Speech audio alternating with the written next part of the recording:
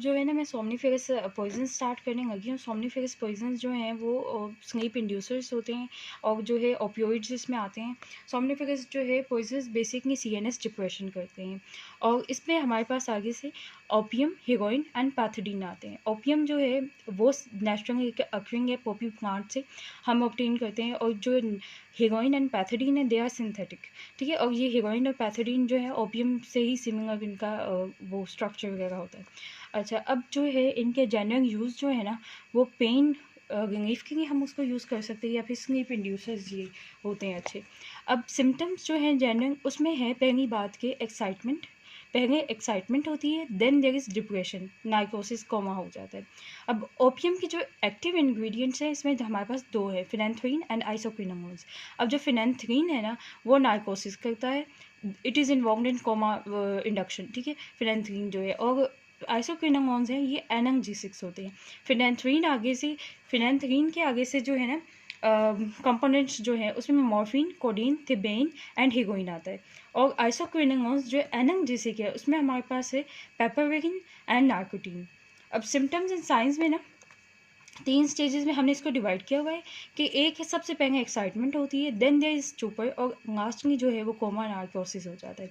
तो जो एक्साइटमेंट है ना, सो एक्साइटमेंट इंड्यूस नहीं होती अगर यू आर टेकिंग बहुत ज़्यादा अमाउंट। जब बहुत ज़्यादा अमाउंट आप ले रहे हो तो सीधा जो है स्टूपर एंड नार्कोसिस होता है। तो एक्साइटमेंट में हमारे पास आता है कि लॉफ्टर होगा, hallucination and increase heart rate.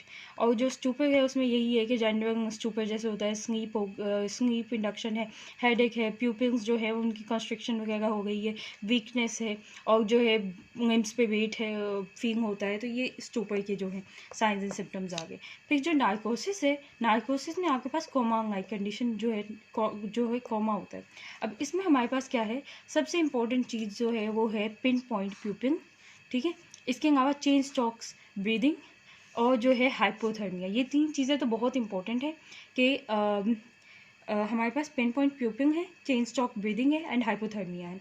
अब जो नेक्स्ट चीज़ इसके अलावा जो है there is decrease in BP, fraud है और मसल रिलैक्सेशन भी होती है। अब जब मसल रिलैक्सेशन हो गई है तो जो है रेस्पिरेटरी मसल्स भी रिलैक्स करते हैं, उनकी पैरालिसिस होता है तो रेस्पिरेशन भी कम हो जाती है। अब साइंस जो है, साइंस अगर आईवी हम ले गए ना इसको तो विद इन 3 to 5 मिनट ये शो हो जाते हैं।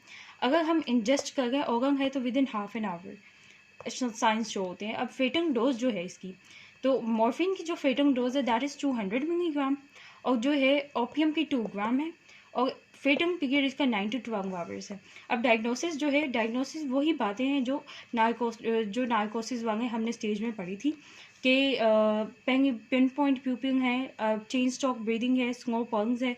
अब जो है रेस्पिरेटरी पैरालिसिस हुआ पड़ा है तो साइनोसिस भी ऑब्वियसली होगा, ठीक है। तो साइनोसिस जो है वो हो रहा है, मॉइस्ट स्किन है, बॉडी सिक्वेशंस जो हैं वो कम हो गई हैं एक्सेप्ट द स्वेट। अब जो है स्वेट की सिक्वेशन पे कोई फ़र्क नहीं पड़ रहा, इसीलिए जो है हमारे पास जो है स्वेटिंग हो गई है और हाइपोथर्मिया हो गया है।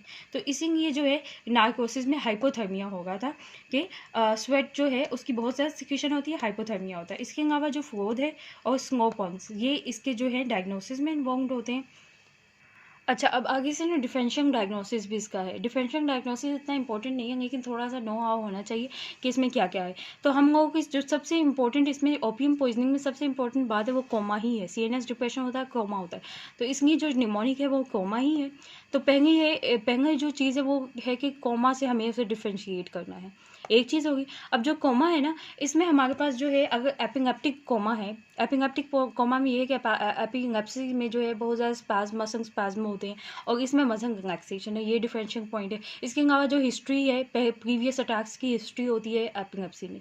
इसके बाद जो है हिस्टैरिकल कोमा है, हिस्टैरिकल कोमा में जो है हमारे पास भी प्रीवियस हिस्ट्री होती है और ये बस कोमा की डिफरेंट टाइप्स है, इनको एक नज़र देख लेना। अब जो आगे से फर्दर जो निमोनिक है ना कि किन के साथ डिफरेंशियल डायग्नोसिस होना है वो है cerebrovascular accident, C4 cerebrovascular accident, C4 carbonic acid poisoning, O for organophosphorus poisoning, M is for metabolic conditions and A is for alcohol poisoning।